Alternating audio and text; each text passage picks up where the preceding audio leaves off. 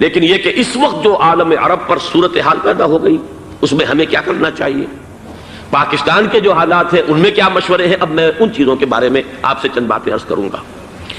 پہلی بات تو یہ ہے کہ مشرق وسطیٰ کے مسئلے میں اس کے پس منظر کو سمجھ لینا چاہیے۔ ہمارے بہت سے احباب جو ہیں وہ فوری طور پر وقتی صورتوں کو، جیسے کہ حالات و واقعات ہوتے ہیں، صرف انہی کے اعتبار سے رائے قائم کرتے ہیں، چیزوں کا پس منظر جو ہے نگاہوں کے سامنے رہنا چاہیے۔ اس صدی کا ایک مختصر سا نقشہ ذہن میں رکھیے۔ یہ 20ویں صدی کے آغاز کے وقت، جسے ہم پورا کہتے ہیں مڈل ایسٹ، بلکہ صرف مڈل ایسٹ نہیں، پورا شمالی افریقہ سلطنت عثمانیہ کا حصہ تھا، خلافت عثمانیہ۔ لیبیا، الجزائر، مصر، پورا حجاز، یمن، پورا عراق، شام، اور یہ شام ہی کے حصے ہیں در حقیقت، اردن اور لبنان، یہ سب یہ شام عرب، عراق عرب، یہ پورا علاقہ خلافت عثمانیہ یہ اس کا حصہ تھا۔ پہلی جنگ عظیم میں انگریزوں نے عربوں کو بغاوت پر آمادہ کیا، غداری پر آمادہ کیا، انہوں نے خلافت عثمانیہ کے خلاف بغاوت کی، بیج بوئے ان کے دلوں کے اندر نفرت کے، ابھارا انہیں کہ تم ترکوں کے غلام کیوں ہو، تمہیں خود حاکم ہونا چاہیے، تم کھڑے ہو جاؤ، ہم مدد کریں گے، تم بغاوت کرو، تم ان ترکوں کے خلاف ہماری مدد کرو، ہم تمہیں آزاد کر دیں گے، تم اپنے پاؤں پر خود کھڑے ہو جانا۔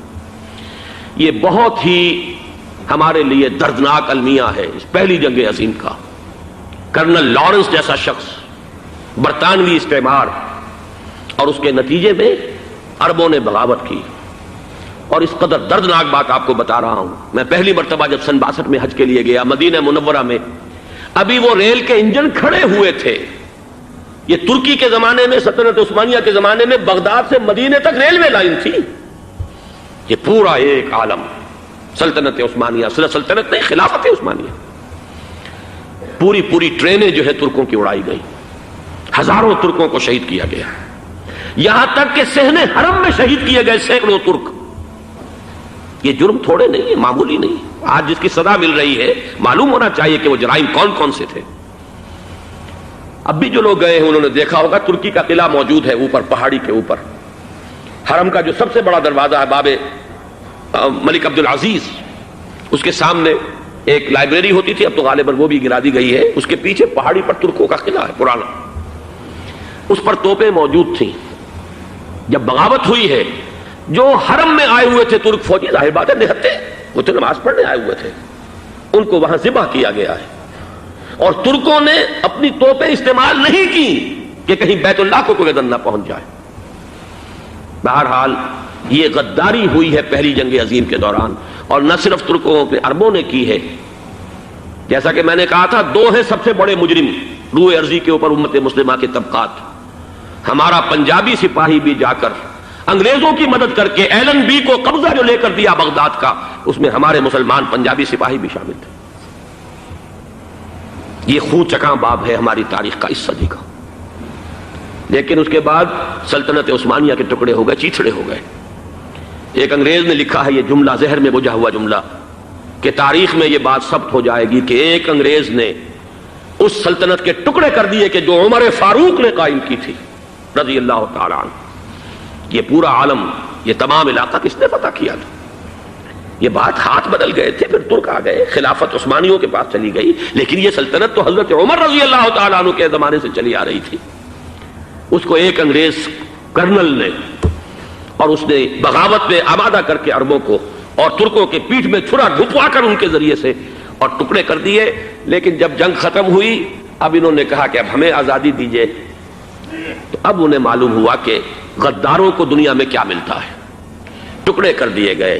یہ حصہ عراق یہ انگریز کے پاس رہے گا، شام کا یہ علاقہ یہ فرانسیسیوں کے پاس رہے گا، مصر پر انگریزوں کا تسلط رہے گا، لیبیا اطالویوں کے پاس رہے گا، لے دے کر یہ جو علاقہ تھا حجاز، چونکہ وہاں کچھ تھا ہی نہیں، بے وادن غیر ذی زرع، یہ عربوں کے پاس چھوڑ دیا گیا۔ اس وقت جو بادشاہ ہیں شاہ حسین اردن کے، ان کے دادا سب سے بڑے غدار وہی تھے، لہذا ان کو اس علاقے کی بادشاہت دے دی گئی۔ اس کے بعد نجد سے ایک تحریک اٹھی ہے، وہ سعودی جو خاندان ہے وہ نجد سے اٹھا ہے۔ نجد میں اس وقت کچھ بھی نہیں تھا، وہ تو صرف ریت کے تودے تھے اور کچھ بھی نہیں، لہذا ادھر کسی استعماری قوت کو دیکھنے کی ضرورت ہی نہیں تھی۔ وہ تو بعد میں تیل برآمد ہوا اور اس کی حیثیت ہو گئی، اور یہ امارات کا علاقہ جو ہے اس کی دنیا میں اب گویا کہ یوں سمجھیے کہ جو سب سے زیادہ اہم علاقے ہو سکتے ہیں روئے ارضی کے نقشے پر، ان میں سے ایک وہ ہو گیا۔ لیکن یہ اس وقت کی بات میں کر رہا ہوں، کوئی حیثیت نہیں تھی، لہذا اس کو چھوڑ دیا گیا۔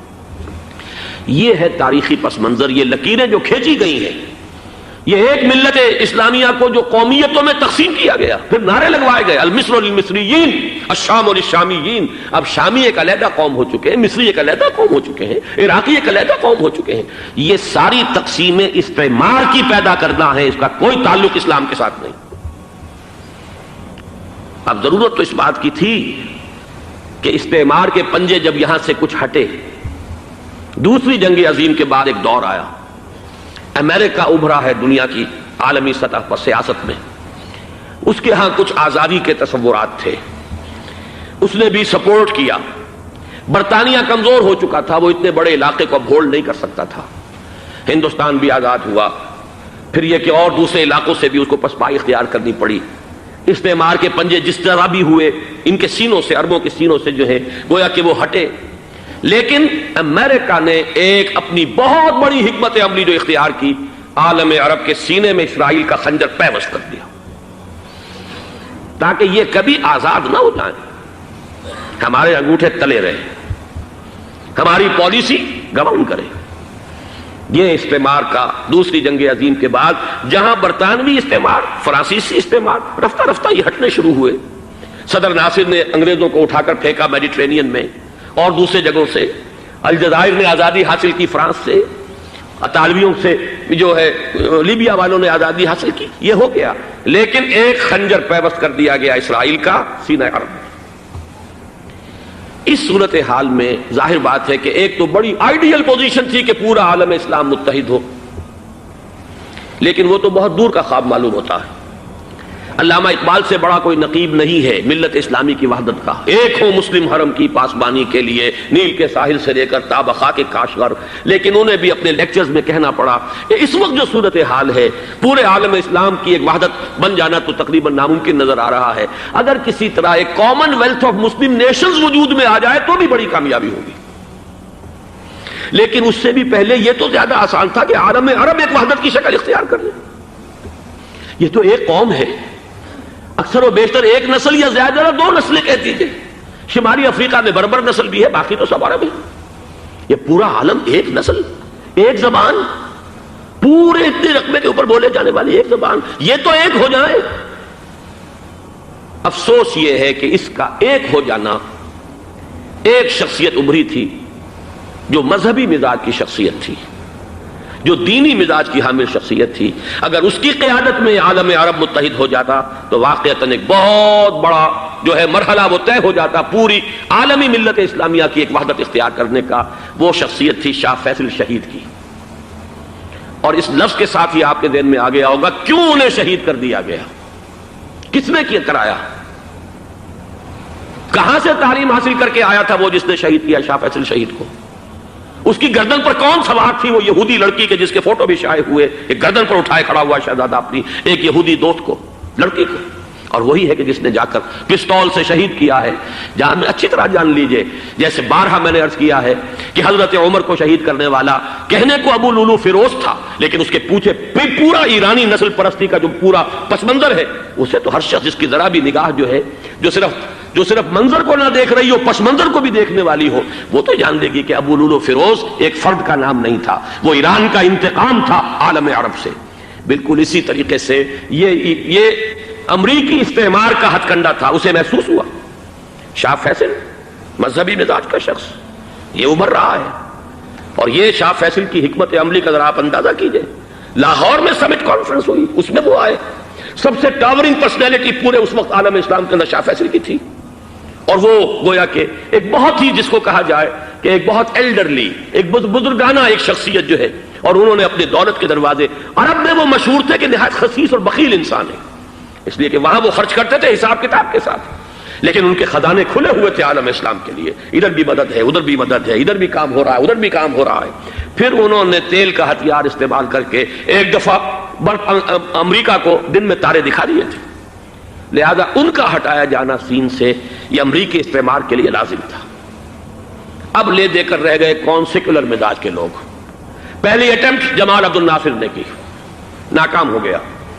قذافی صاحب نے کوشش کی کہ وہ ان کی جانشینی حاصل کر لے، ناکام ہو گیا۔ اب ایک تیسری شخصیت صدام حسین کی، ملحد ہے، اسلام سے کوئی سروکار نہیں، باس کا فلسفہ، سیکولرزم پلس عرب نیشنلزم، یہ اصول ہے۔ لیکن یہ ہے کہ یہ شخصیت ابو بکر ایسی آئی ہے کہ اس سے اس وقت یہ جان لیجئے، میں امریکہ میں بھی عربوں سے مل کر آیا ہوں، سعودی عرب میں بھی اب میں وہ دیکھ آیا ہوں، نوجوان نسل جو ہے عربوں کی، پورا جو دوسرے عرب ممالک ہیں جہاں پر کہ مذہب کا اتنا چرچا ہی نہیں ہے، پورا فلسطینی عرب، جارڈن کے عرب، شامی عرب عوام، وہ سب کے سب صدام کے پیچھے ہیں اس وقت، اس لیے کہ انہیں نظر آ رہا ہے کہ ایک شخص پھر ایسا پیدا ہو کر سامنے آ گیا ہے جو شاید عالم عرب کو پھر یونائٹ کر دے۔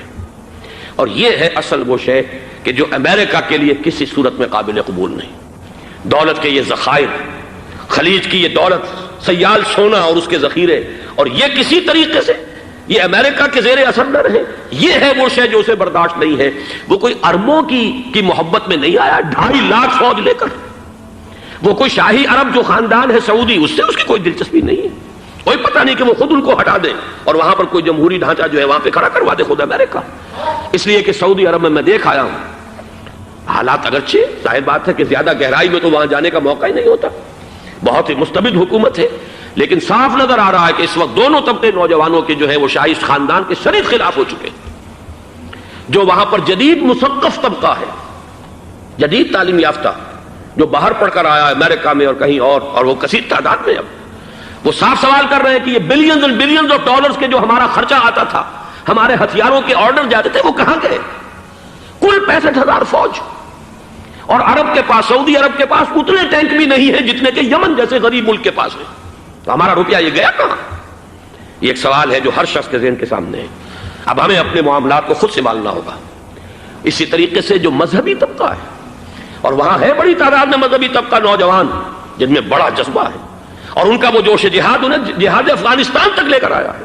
سینکڑوں عرب نوجوان یہاں جو ہے شہید ہوئے، اپنے ملک میں تو انہیں بولنے کی بھی کوئی امکان نہیں ہے، لیکن یہاں وہ جذبہ جو اندر اندر پروان چڑھ رہا ہے، وہ جذبہ انہیں لایا ہے اور افغانستان کی سنگلاخ وادیوں کے اندر انہوں نے جام شہادت نوش کیا ہے۔ وہ طبقہ بھی شدید مخالف ہو چکا ہے کہ انہوں نے امریکیوں کو بلا کر، ان میں یہودی بھی ہیں، عیسائی تو ہے ہی ہے، یہودی ہیں، یہودی عورتیں ہیں، جو کچھ اب وہاں بے حیائی اور بے پردگی کے مناظر نظر آ رہے ہیں۔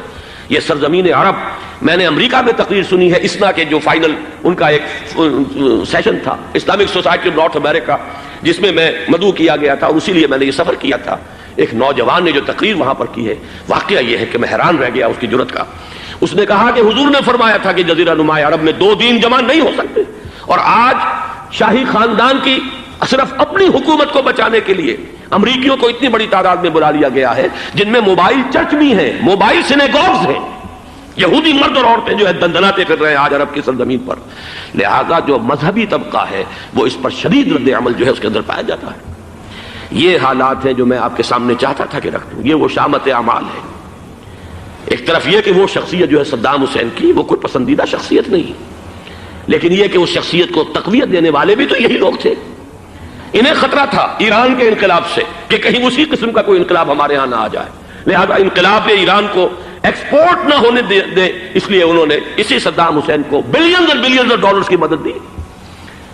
آج وہی ہے، عربی کی تو ایک کہاوت بھی ہے، سمن کلبک، یا کو لوگ اپنے کتے کو کھلا پلا کے موٹا کرو، کسی روز تمہیں کو کاٹے گا۔ آج وہ تو انہیں کاٹ رہا، لیکن یہ کہ اس کا جو علاج تجویز ہوا ہے وہ انتہائی خوفناک ہے۔ 2.5 لاکھ امریکی، وہ استعمار کے پنجے جو بمشکل عالم عرب کے سینے سے جو گڑے ہوئے تھے اس استعمار نے، مشکل ہٹے تھے کہ ایک دم اب وہاں پر خبریں آ رہی ہیں، فرانسیسی بھی آ رہے ہیں، برطانوی بھی آ رہے ہیں، کہاں کہاں سے فوجیں آ رہی ہیں، اور وہاں پر 2.5 لاکھ تو صرف امریکن آرمی کا، اس میں تقریباً 1.5 لاکھ تو پہنچ چکی، اور جو بھی ہوگا وہاں پر جیسا کہ میں نے عرض کیا ہے اس قدر خوفناک سین ہے۔ میں نے بہت سے حضرات واقف ہوں گے، کئی مرتبہ میں نے حوالہ دیا ہے مولانا سید حامد میاں رحمہ اللہ کا۔ انہوں نے ایک دفعہ مجھے بتایا تھا کہ احادیث میں جو قرب قیامت کے حالات و واقعات کی پیشن گوئیاں ہیں، ان میں یہ ہے کہ وہ جو آخری جنگ ہونی ہے جو کہ دجال کے خلاف ہوگی مسلمانوں کی، اور جس میں کہ حضرت مسیح علیہ السلام کا نزول ہوگا، جس کے سلسلے میں اس سے پہلے ایک جنگ ہوگی بہت خوفناک، بہت خوفناک۔ اور عجیب الفاظ ان کے یہ تھے کہ اس میں ایک طرف مسلمان اور عیسائی اور یہودی تینوں ہوں گے۔ یہ بات سمجھ میں نہیں آتی تھی کہ مسلمان اور یہودی ایک جگہ کیسے جمع ہو سکتے ہیں۔ آج وہ نقشہ نظر آ گیا ہے۔ آج اسرائیل، امریکہ، سعودی عرب اب یہ ایک ہیں، بلکہ چلتے آئیے مصر، اسرائیل، سعودی عرب اور جو بھی ان کے حواری ہیں وہ سب ایک صف میں کھڑے، اور ان کے اوپر سیادت کس کی ہے؟ امریکہ کی۔ وہ نقشہ آ گیا ہے۔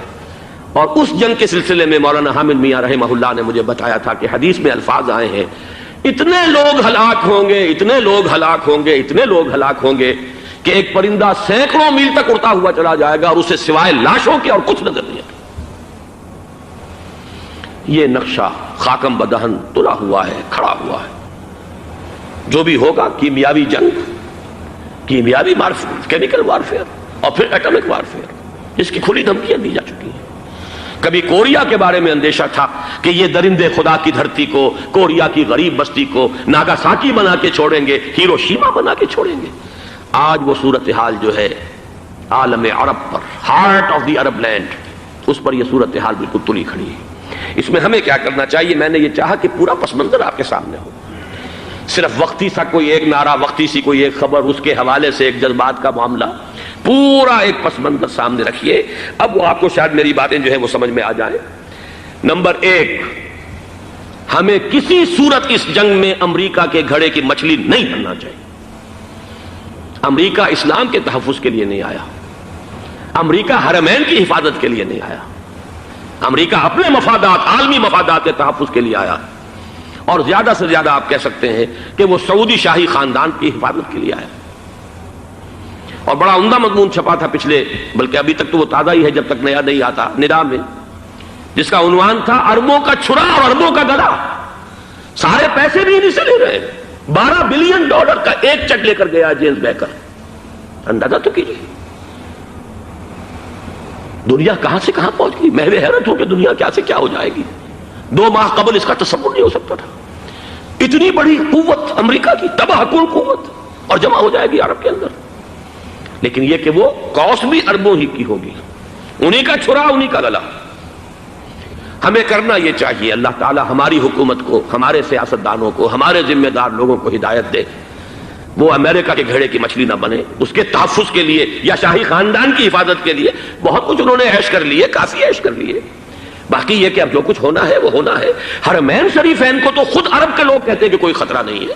سارا جھگڑا تو وہ تیل کی دولت کا ہے۔ وہ تیل کی دولت جو ہے وہ شمال مشرقی کونے کے اندر ہے۔ بلکہ یہ کہ جو رد عمل پیدا ہوا عالم اسلام میں اور سعودی عرب میں، خود اس کے مذہبی نوجوانوں میں امریکی فوجوں کی آمد کے خلاف اس کا جواب دیا گیا رابطہ عالم اسلامی کی طرف سے کہ یہ جو بھی جنگ کا محاذ ہے، جو فوجیں ہیں، یہ حرمین سے تو 1500 کلومیٹر دور ہیں، تو حرمین کو تو کوئی خطرہ نہیں ہے۔ خطرہ ہے امریکہ کے عالمی مفادات کو۔ آج آپ کو معلوم ہے دنیا 2 طبقوں میں بٹی ہوئی ہے، دی رچ اینڈ دی پور۔ یہ جو اقوام ہیں، جو 6-7 قومیں شمار ہوتی ہیں دنیا کی دولت مند قومیں، ان کے لیے خطرہ ہے کہ یہ اگر ہم ان کا جو سب سے بڑا ذریعہ ہے اس کا صنعت کا، یہ تیل، اگر اس کو کچھ ہو گیا تو ان کی سب کی اکانومی جو ہے وہ ایک دم دھڑام سے زمین پر آ جائے گی، وہ بھی برابر ہو کر رہ جائیں گے دنیا کے دوسرے ملکوں کے۔ یہ اس کی حفاظت کے لیے آئے ہیں۔ ہمارے نوجوان کو آج میں سوچتا ہوں کاش کہ ہمیں معلوم ہو، ہمیں وہ تاریخ دہرانی نہیں چاہیے کہ ہم نے پہلی جنگ عظیم میں انگریزوں کے استعمار کے پنجے گڑوانے کے لیے اپنی جانیں دیں۔ پنجاب کا نوجوان، پنجاب کا مسلمان سپاہی بھی جا کر ایلن بی کو قبضہ دلوانے کے اندر اور بغداد پر قبضہ کرانے میں اس کے تعاون کیا، اس کی مدد کی۔ کیا آج بھی وہی تاریخ اپنے آپ کو دہرائے گی؟ آج ہمارا فوجی جائے گا وہاں پر امریکہ کے تحفظ کے لیے، اس کے مفادات کے تحفظ کے لیے۔ پہلی بات یہ کہ یہ ہرگز نہیں ہونا چاہیے۔ ہونا کیا چاہیے؟ پہلی کوشش یہ ہو کہ یہ بین الاسلامی معاملہ بنے، مسلمان امت آئے، امریکی فوجیں جائیں، فرانسیسی جائیں، برطانوی جائیں۔ ہاں اس صورت میں کہتا ہوں پاکستان کا ایک ایک بچہ وہاں جائے اور اپنی جان قربان کر دے، اس لیے کہ یہ قرآن کا حکم ہے۔ وَإِن طَائِفَتَانِ مِنَ الْمُؤْمِنِينَ اقْتَتَلُوا فَأَصْلِحُوا بَيْنَهُمَا فَإِن بَغَتْ إِحْدَاهُمَا عَلَى الْأُخْرَى فَقَاتِلُوا الَّتِي تَبْغِي حَتَّى تَفِيءَ إِلَىٰ أَمْرِ اللَّهِ فَإِن فَاءَتْ فَأَصْلِحُوا بَيْنَهُمَا بِالْعَدْلِ وَأَقْسِطُوا إِنَّ اللَّهَ يُحِبُّ الْمُقْسِطِينَ۔ امت مسلمہ کو حکم دیا گیا ہے اگر مسلمانوں کے 2 گروہ لڑ پڑے تو تم صلح کراؤ، اور اگر ایک فریق زیادتی پر تلا رہے، اڑا رہے، تو اب سب مل کر اس سے جنگ کرو یہاں تک کہ اسے اللہ کے حکم کے آگے جھکا دو. پھر اگر وہ اللہ کا حکم مان لے، صلح پر آ جائے، تو پھر عدل و قسط کے ساتھ ان کے درمیان صلح کرا دو. یہ ہمیں حکم ہے، مسلمانوں کو حکم ہے. لیکن یہ کہ یہ امریکی آ رہے ہیں اور امریکی استعمار اور امریکی مفادات، اور اس کے لیے جو ہے پاکستان کا مسلمان سپاہی بھی جائے، میرے نزدیک کی کسی صورت میں صحیح نہیں. مطالبہ بھی ہو رہا ہے. آج ہی غالباً ایک انٹرویو آیا ہے، شاہ حسین کے بھائی جو ہیں حسن بن طلال، انہوں نے بھی یہی کہا ہے کہ اس کو مسلمانوں کو آپس میں اس معاملے کو طے کرنا چاہیے، اس قضیے کو، امریکی فوجوں کو یہاں سے فوراً واپس جانا چاہیے. اور یہی بات میں یقیناً تائید کروں گا، تحسین کروں گا. یہی موقف ایران کا ہے. ایران عراق کے خلاف جو یو این او کے سینکشنز ہیں، کہتا ہے ہم اس کی پابندی کریں گے، لیکن امریکہ کو یہاں سے نکلنا چاہیے. یہ مسلمانوں کا اپنا معاملہ ہے، وہ آپس میں طے کریں. پاکستان کو بھی یہی موقف اختیار کرنا چاہیے پوری قوت کے ساتھ. اس میں کوئی بھی اگر کمزوری ہو رہی ہے تو در حقیقت یہ گویا کہ ہم امریکی استعمار کے ہاتھ میں اس کا آلہ کار بن کر، کھلونا بن کر استعمال ہو رہے ہیں، جو کہ ہمیں کسی صورت میں نہیں کرنا چاہیے. اگر یہ بھی ناکافی ہو تو دوسرا ایک اور مسئلے کا حل موجود ہے اس سے براڈر سطح پر، کہ غیر جانبدار ممالک اگر کوئی ہے ان کو بھی اس قضیے کے اندر شامل کیا جائے. ایک تحریک تھی کسی زمانے میں، کافی بڑی تھی، لیکن یہ کہ وہ بھی اگر اس کے اندر شامل ہو جائیں. لیکن امریکہ، رشیا، یہ تو ظاہر بات ہے سپر پاورز ہیں، ان کے مفادات ہیں، عالمی اور گلوبل مفادات ہیں. لہذا اول تو یہ ہونا چاہیے کہ بین الاسلامی معاملہ بنا کر، اس صورت میں جیسا کہ میں نے عرض کیا ہماری پوری فوج بھی جائے اللہ پر توکل کر کے. پاکستان کا محافظ اللہ ہوگا. اگر اللہ کے ایک حکم کے اوپر عمل کرتے ہوئے مسلمان یہاں سے جائیں اور جا کر وہاں پر جو ہے اپنی جانیں دینے کو تیار ہو جائیں. لیکن اگر یہ اس میں بھی کافی نہ ہو تو جو بھی غیر جانبدار ممالک ہیں ان کو بھی اس معاملے کے اندر شریک کیا جا سکتا ہے. بدرجۂ آخر اگر پاکستانی فوج جائے، وہ صرف حرمین شریفین کے گرد و نواح میں ان کو ڈپلوائے کیا جانا چاہیے. اگر خدا نہ خواستہ وہاں پر کوئی آنچ آنے کی شکل پیدا ہو جائے تو اس کی، اے ارض پاک تیری حرمت پہ کٹ مرے ہم، اس کے لیے مسلمانوں کو تیار رہنا چاہیے. اس لیے کہ بہرحال جہاں تک ارض پاک کی حرمت کا تعلق ہے وہ ہمارے ایمان کا جز ہے. باقی برطانوی مفادات، امریکی مفادات، صنعتی ممالک کے مفادات، یا کسی شاہی خاندان کے مفادات، یہ شاہی خاندان یہ تو گرتی ہوئی دیواریں ہیں، جانا ہے آج نہیں تو کل. لیکن یہ کہ اصل معاملہ ہے امت کا، اصل معاملہ ہے امت مسلمہ کا، اصل معاملہ ہے حرمین شریفین کا. لہذا ان دونوں چیزوں کو لازماً گڑبڑ نہ کریں. آپ حضرات کے علم میں ہے کہ اس سے پہلے ایران کی طرف سے بار بار مطالبہ ہوا کہ حرمین کو بین الاسلامی کنٹرول میں دے دیا جائے اور سعودی عرب کا اس کے اوپر سے جو انتظامی عمل دخل ختم کر دیا جائے. میں نے کبھی تائید نہیں کی، اس لیے نہیں کی کہ میرا مشاہدہ ہے، میں گیا ہوں بارہا، سعودی عرب کی حکومت نے چاہے خود بھی بڑے بڑے محل بنائے ہیں لیکن حرمین کی خدمت کے اندر بھی کوئی کمی نہیں کی. اس پر انہوں نے اربوں ڈالر اس پر بھی خرچ کیا ہے. اس کے اوپر انہوں نے اس حج کے انتظامات پر پوری حکومت جو ہے وہ اپنے آپ کو لگائے رکھتی ہے. لہذا اس اعتبار سے کوئی کمی کی بات نہیں وہاں پر آئی کہ جس کے لیے ضرورت ہو کہ ان کا عمل دخل وہاں سے ختم کیا جائے. لیکن یہ صورتحال اب جو پیدا ہو گئی ہے یہ بالکل مختلف ہے، اسے اس کے کانٹیکسٹ کے اندر دیکھا جانا چاہیے، اور اسی کے حوالے سے میں نے چند رائے آپ کے سامنے رکھی. اب آئیے پاکستان کی طرف جو ہمارا اصل مسئلہ ہے، اس کے تو ہم سب سے بڑے ذمہ دار ہیں. اس کی بھلائی ہے تو، برائی ہے تو، اس میں خیر آتا ہے تو وہ بھی ہماری کوشش اس کے لیے ضروری ہے، اور کوئی شر پیدا ہوتا ہے تو اس کی ذمہ داری بھی ہم پر آئے گی. اس کے ضمن میں چند باتیں عرض کر رہا ہوں. شدید ترین خطرہ ہے، جیسا کہ میں عرض کر چکا ہوں، کہ بھارت حملہ کرے گا. مجھے تو تقریباً یہ رائٹنگ آن دی وال کے مانند ایک فیصلہ نظر آ رہا ہے، بلکہ آج میں کسی سے کہہ رہا تھا کہ اگر اب نہیں تو پھر کبھی بھارت حملہ نہیں کر سکتا. اس کے لیے سچویشن بالکل رائٹ ہے. 2 مرتبہ ایکسرسائز کر چکا ہے وہ، خاص ٹارگٹ بنا کر حیدرآباد کو، اور اس کے پیش نظر ہے سندھ میں جو بھی خلفشار ہے اسے اس کے علم میں ہے، جو بھی تصادم ہے. اب بھی اگرچہ اس وقت کی جو ہماری اندرونی سیاست ہے یہ اس کا کرشمہ سامنے آیا ہے کہ جی ایم سید صاحب کو ایگزونریٹ کیا جا رہا ہے، ان کو اب محب وطن کا خطاب دوبارہ دیا جا رہا ہے. وہ شخص کہ جس نے اسلام کے خلاف انتہائی زہریلی باتیں کی ہیں، وہ شخص جس کی کتاب اب پاکستان ٹوٹ جانا چاہیے، وہ لاکھوں کی تعداد میں ہندوستان سے چھپ کر آئی ہے، یہاں تقسیم ہوئی ہے، آج اسے سند دی جا رہی ہے. یہ ہے ہماری اندرونی سیاست کے کرشمے. میں اس پر تفصیل سے نہیں جانا چاہتا، لیکن اس شخص کی دیکھیے وہ جو علامہ اقبال کا شعر ہے کہ بت کرے میں برہمن کی پختہ زناری بھی دیکھ، دیکھ کعبے میں شکست رشتہ تسبیح شیخ اور بت کدے میں برہمن کی پختہ زناری بھی دیکھ کہ نظر یہ آ رہا ہے کہ اس نے رہا ہوتے پہلا بیان یہ دیا ہے کہ ہماری پہلی ترجیح یہ ہے کہ پاکستان ٹوٹ جائے اور ہندوستان کے ساتھ ہم ایک انڈیپینڈنٹ اسٹیٹ کی حیثیت سے کنفیڈریشن قائم کریں، سندھو دیش confederation with India independent of Pakistan. پھر دوسری ترجیح بھی ہے، تیسری آخری ترجیح یہ ہے کہ پاکستان کو 5 ریاستوں میں تقسیم کر دیا جائے اور ایک لوز کانفیڈریشن ہو، بس اس کے سوا کچھ نہیں۔ 5ویں بھی وہ اردو والوں کے لیے نہیں، مہاجرین کے لیے نہیں، ان کے لیے تو ان کے پاس کچھ نہیں ہے۔ 5ویں بھی پنجاب میں سے کاٹ کر سرائیکی صوبہ بنایا جائے اور سندھ میں تو بہرحال اردو بولنے والوں کو سندھی بن کر رہنا ہوگا۔ یہ اس شخص کا رہائی کے بعد بھی بیان ہے جسے آپ سند دے رہے ہیں کہ وہ محب وطن ہے اور وہ غدار نہیں ہے، وہ پاکستان کا مخالف نہیں ہے۔ بہرحال یہ حالات جو ہے انتہائی خوفناک ہیں ہمارے۔ آج کشمیر میں جو صورتحال ہے ہندوستان کے لیے انتہائی تشویشناک ہے۔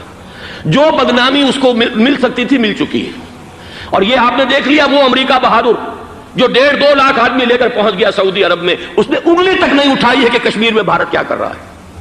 یہ ہے ان کی ڈبل سٹینڈرڈز، یہ ہے ان کی بے ایمانیاں کہ بھارت جو کچھ کر رہا ہے وہاں۔ آج اگر ظلم ہو رہا ہے کویت میں عراقیوں کے ذریعے، پورے ورلڈ ٹیلی ویژن پر، CNN پر، فلاں پر اور اخبارات میں، آج بھی ایک لمبا مضمون میں نے اخبار میں پڑھا ہے، لیکن یہ ہے کہ کشمیر میں کیا ہو رہا ہے کہیں تذکرہ نہیں ہو رہا۔ یہ ہے دنیا کے اندر دیانت اور امانت اور شرافت کا حال، اور بین الاقوامی سیاست جو ہے اس کے ڈبل سٹینڈرڈز۔ لہذا جو بدنامی بھارت کو آ سکتی تھی وہ آ چکی ہے۔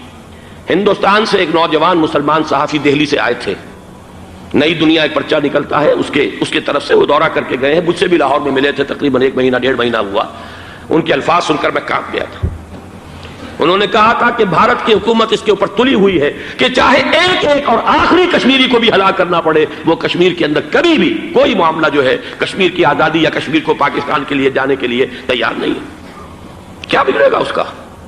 آپ سمجھیے کہ اگر 80-90 کروڑ قوم کی ایک قوم ہے، 1 کروڑ آدمی ختم کر دیں، ان کا دل تو جو ہے اس پہ دکھے گا نہیں۔ حال ہمارا یہ ہے کہ ہم تو کوئی چیلنج بھی نہیں کر سکے، ہم تو اپنی صفائی دیتے رہے کہ نہیں ہمارا کوئی ہاتھ نہیں ہے، ہم نے کچھ نہیں کیا ہے، ہمارا کوئی اس کے اندر عمل دخل نہیں ہے۔ بس یہی ہماری ڈپلومیسی کا شاہکار رہا ہے۔ یہ حال ہے پاکستان کا۔ لہذا بھارت کا وہ معاملہ جو ہے، میں نے جیسا کہ آپ کے سامنے مختلف فیکٹرز گنوا دیے تھے، اندرونی اس کی سیاست، اندرونی خلفشات، وہ تو اب آ کر رہے گا۔ اللہ یہ کہ اللہ تعالیٰ کے قبضہ قدرت میں ہر شے ہے، وہ ٹال دے تو ٹال دے۔ مجھے اقبال کا وہ شعر یاد آ رہا ہے، تقدیر تو مبرم نظر آتی ہے لیکن پیران کلیسا کی دعا ہے کہ یہ ٹل جائے۔ ہم دعا کریں کہ یہ ٹل جائے وقت، لیکن یہ ہے کہ تقدیر مبرم نظر آ رہی۔ اس حالت میں ہمیں کیا کرنا چاہیے؟ نمبر 1 یہ کہ سب سے اہم شے ہے قومی یکجہتی، اور قومی یکجہتی کے اعتبار سے انتہائی خوفناک مرحلہ آ رہا ہے انتخابات کا۔ انتخابات میں تو کچھ نہ کچھ فساد، کچھ نہ کچھ دنگا، کچھ نہ کچھ ہنگامہ، ایک دوسرے کے خلاف کیچڑ، ایک دوسرے کے خلاف الزامات، بوچھاڑ، یہ تو بڑھتے ہیں۔ بھارت میں بھی قتل و غارت گری ہو جاتی ہے کچھ نہ کچھ۔ لہذا یہاں پر بھی پیر پگاڑا صاحب جو ہمیشہ سے کہتے چلے آ رہے ہیں فیملی پلاننگ، آج پھر ان کا جملہ آ گیا ہے کہ شاید اس انتخابات میں فیملی پلاننگ کے ذریعے سے کوئی بہت بڑا کام ہو جائے۔ پہلی بات تو یہ ہے کہ میں نے اب تک یہ کہا ہے کہ انتخاب کسی صورت میں پوسٹ پون نہیں ہونے چاہیے۔ اب بھی میں یہ کہتا ہوں کہ اگر تو انتخابات کا بدل صرف ایک ہے اور وہ مارشل لا ہے، تو پھر مارشل لا سے تو بہتر ہے کہ وہ انتخابات ہوں چاہے اس میں کوئی خلفشار بھی ہو، اس لیے کہ مارشل لا کا مطلب جو ہے وہ تو سندھ کے اندر ایک ناگزیر دھماکہ ہو جائے گا، تباہ کن، خوفناک، اور پھر بھارت کو کچھ کرنے کی ضرورت نہیں ہوگی، کیا کرایا اسے سارا معاملہ سندھ کے اندر سے مل جائے گا۔ ماشاء اللہ ہرگز نہیں ہونا چاہیے۔ وہ بات جو سن 80 میں میں نے 18 اگست 1980 کو کہی تھی ضیاء الحق مرحوم سے، آج پھر اسی بات کی میں تکرار کر رہا ہوں، اعادہ کر رہا ہوں۔ ماشاء اللہ پاکستان کے لیے سوسائڈل ہے، لیکن ایک آلٹرنیٹ سامنے آیا ہے۔ ایک تو پشاور ہائی کورٹ کا ورڈکٹ آ گیا، اور یہ کہ کچھ اور لوگوں کی طرف سے بھی باتیں آئی ہیں۔ 1-2 دن ہوئے ہیں، جنگ میں 2 اہم سرخیاں تھیں، اور وہ بڑے اونچے حلقہ جو ہمارا فوج کا اونچا حلقہ ہے اس کی طرف سے، اگرچہ نام کسی کا نہیں تھا۔